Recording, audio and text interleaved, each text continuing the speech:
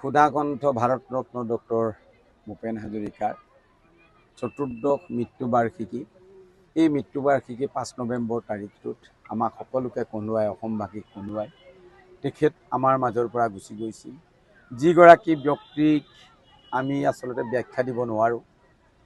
Doctor Bhupen Hazarika এক মহাসাগৰ, যাৰ কণ্ঠইদি নিগৰিত হৈছিল সুমধুৰ গীতৰাজি, বিভিন্ন কবিতা আৰু বিভিন্ন ধৰণৰ তেখেতৰ সৃষ্টিৰাজিবিলাক তেখেত এনেকৈ আগবঢ়াই লৈ গৈছিল যে সমাজ জীৱনত মানুহৰ প্ৰতিটো স্তৰত যিবিলাক সমস্যা, যিবিলাক মানুহৰ জীৱনত কৰিবলগীয়া কাম, জাতিৰ প্ৰতি, দেশৰ প্ৰতি, ৰাজ্যখনৰ প্ৰতি, গাঁওখনৰ প্ৰতি তেখেতৰ গীত মাতৰ মাজেদি সেইবিলাক প্ৰতিফলিত হৈছিল।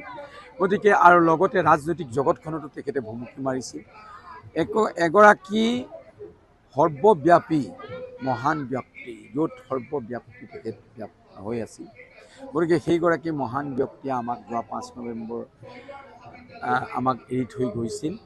গতিকে এই 5 নৱেম্বৰটো আমাৰ কাৰণে বৰ দুখৰ দিন। তথাপিতো তেখেতৰ মৃত্যুক আমি শ্ৰদ্ধাঞ্জলি জনাই অসমৰ 35খন জিলাত এই আজি চৰকাৰীভাৱে এই কাৰ্যসূচী পালন কৰিবলৈ লৈছে।